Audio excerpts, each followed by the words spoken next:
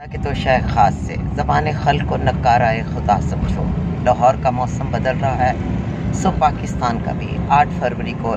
अवाम ने तमाम सियासी जमातों और इदारों को ये पैगाम दिया है कि इस मुल्क में बहार आनिए और हमारी ताकत को तस्लीम कर लीजिए, जो हर दूसरी ताकत से भारी भरकम है। लेकिन बदकिस्मती से जालिम जो है वो जुल्म से बाज नहीं आता, गलत को ये शऊर ही नहीं आता कि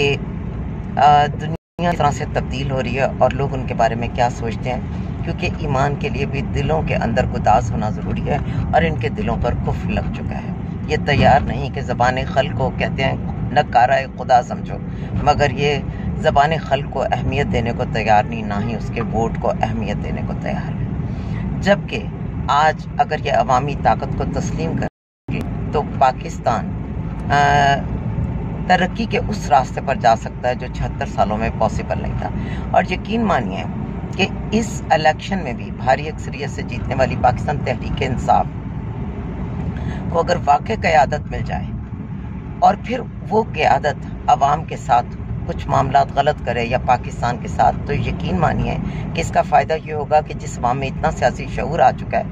अपने हाथों भी मुंतखब होने वाले किसी गलत को दोबारा से मुस्तरद कर देंगे और यूँ पाकिस्तान में तरक्की का एक लामतनाही सिलसिला शुरू हो जाएगा।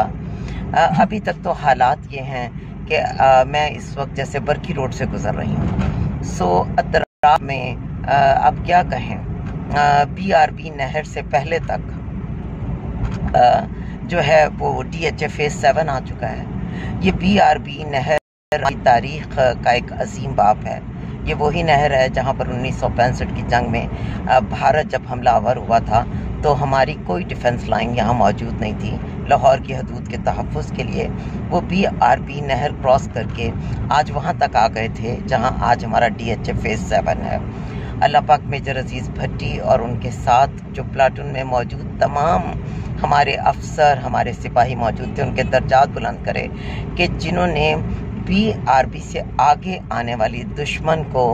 नहर के दूसरी तरफ उनकी पिछली फॉर्म में धकेला और फिर जब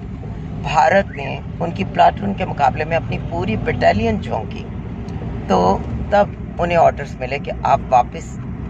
अपने किनारे अपनी पुरानी पोजीशन पर आ जाएं। लेकिन जिस जमामर्दी से वो लड़े, ऑल्दो आज हमारे सियासी शऊर को बहुत सा इख्तलाफ है अपने इदारे से, इख्तलाफ है मेजर अजीज़ भट्टी की उस डेडिकेशन के लिए कल भी सलाम मोहब्बत था और आज भी सलाम ताज़ीम मौजूद है। बस कोशिश ये करनी है कि जो जिस डोमेन में होना चाहिए उसे वापस उसमें जाना चाहिए।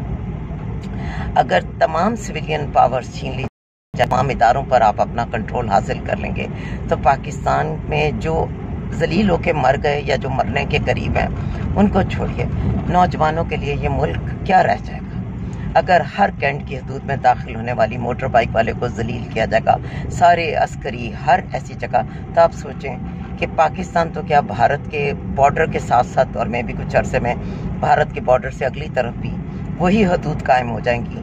कि आपको ये अपनी शहरी आबादियाँ नहीं लगेंगी, बल्कि ये तो आपको ऐसे लगेगा कि जैसे आप किसी फौजी छावनी में दाखिल हो गए हैं। सो जबकि बहार दस्तक दे रही है पंजाब में, लाहौर में और दस्तक दे चुकी है, बल्कि अपनी आमद का ज़ोर शोर से ऐलान कर चुकी है 8 फरवरी को पाकिस्तान के लिए, तो आज सबसे ज़्यादा ज़रूरी है कि मज़ीद साजिशों जोड़ तोड़ से मुल्क को, लोगों को मायूस करने के बजाय